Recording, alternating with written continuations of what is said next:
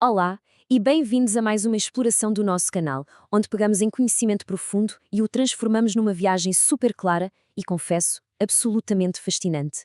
Hoje, a nossa análise vai literalmente virar do avesso aquilo que normalmente achamos que é ser altamente inteligente. Vamos criar aqui uma ponte incrível entre a ciência moderna mais rigorosa e a natureza eterna do nosso espírito. Portanto, vamos lá desconstruir velhas ideias e perceber como a verdadeira inteligência é muito, mas mesmo muito mais do que um simples teste de QI. Bem, vamos então mergulhar nisto. Durante décadas, fomos condicionados a achar que a inteligência era só acumular diplomas, ter um sucesso financeiro tremendo ou ter aquela mente puramente analítica. Mas será que é só isso? Se olharmos para as nossas vidas com atenção, percebemos rapidamente que o intelecto isolado, sem qualquer sabedoria emocional ou espiritual, muitas vezes deixa-nos com uma sensação de vazio. Então, o que é que significa para nós aplicarmos a nossa inteligência para vivermos uma vida com um significado real? Secção 1. A base da verdadeira inteligência. Para respondermos à tal questão central, temos de começar pelos alicerces, e isso significa deitar abaixo algumas noções antigas. De um lado, temos o orgulho. O orgulho cria uma enorme ilusão de superioridade, não é? Isola-nos, impede-nos de aprender com os erros e, inevitavelmente, gera sofrimento.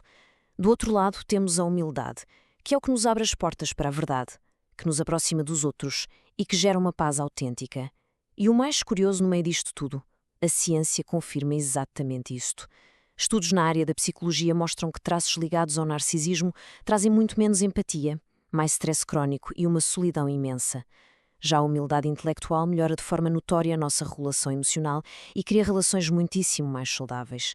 E reparem, esta imagem ilustra de forma brilhante a balança da nossa consciência, a escolha entre aquele coração pesado pelo orgulho e a flor de lótus que representa a leveza da humildade, dita todo o nosso progresso.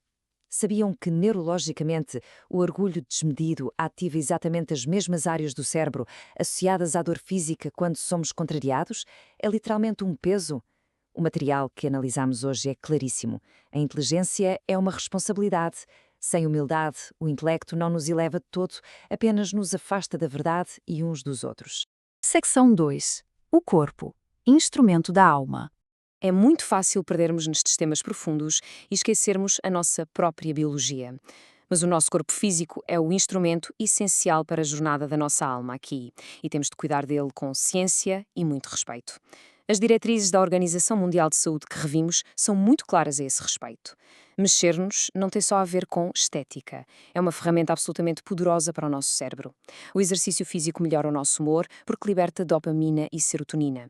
Dá-nos uma energia incrível, fortalece o sistema imunitário e, vejam bem, ainda melhora a memória e prolonga a nossa vida. O simples facto de nos mantermos ativos reduz drasticamente o risco de depressão e declínio cognitivo.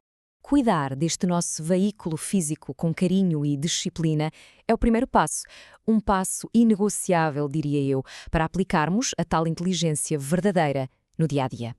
Pensem nisto. Se o nosso instrumento estiver bem afinado, a nossa melodia de vida vai soar muito mais nítida. Não concordam? Secção 3. Ciência e equilíbrio das emoções.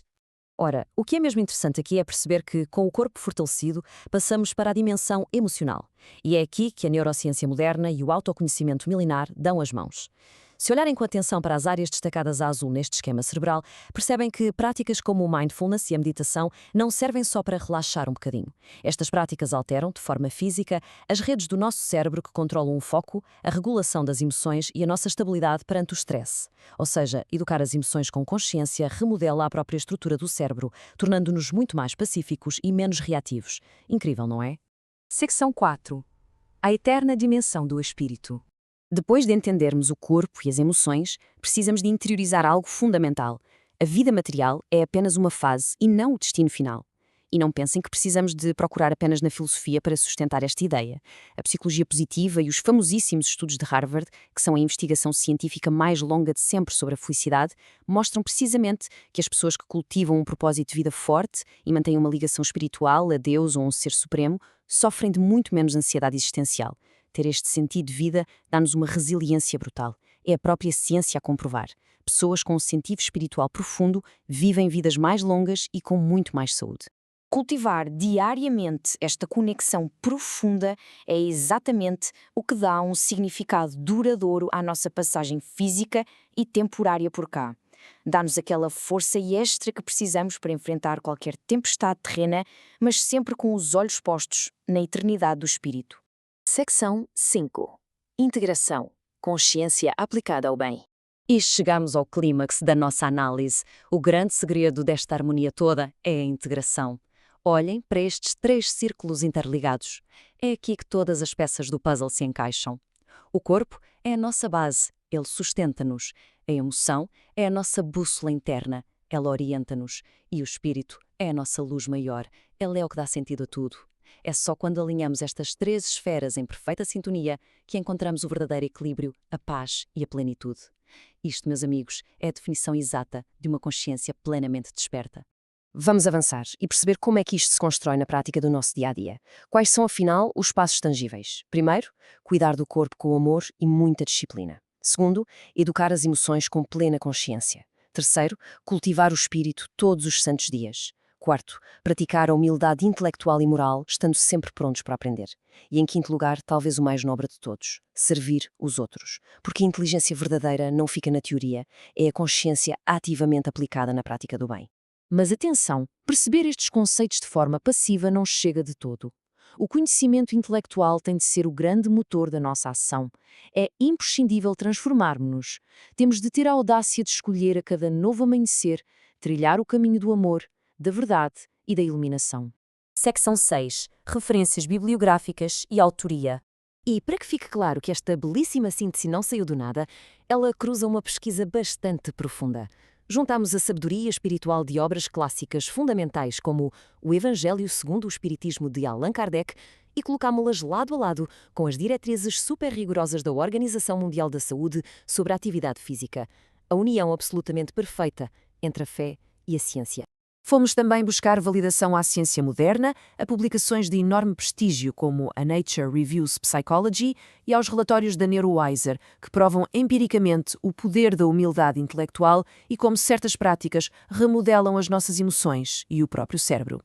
E claro, não podíamos deixar de fora Uma Boa Vida, o livro baseado no maior estudo científico de sempre sobre a felicidade, feito em Harvard.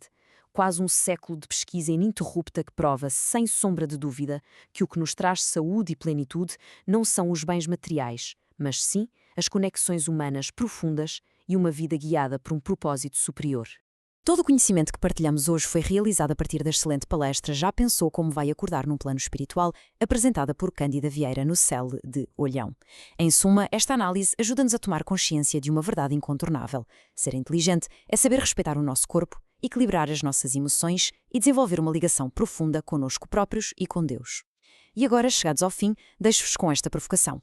Sabendo de tudo isto, como é que vamos escolher usar a nossa inteligência já a partir de amanhã? Fica o desafio para continuarmos juntos esta jornada fascinante de elevar o nosso corpo, emoção e espírito. Muito obrigada por estarem aí, um grande abraço e até à próxima.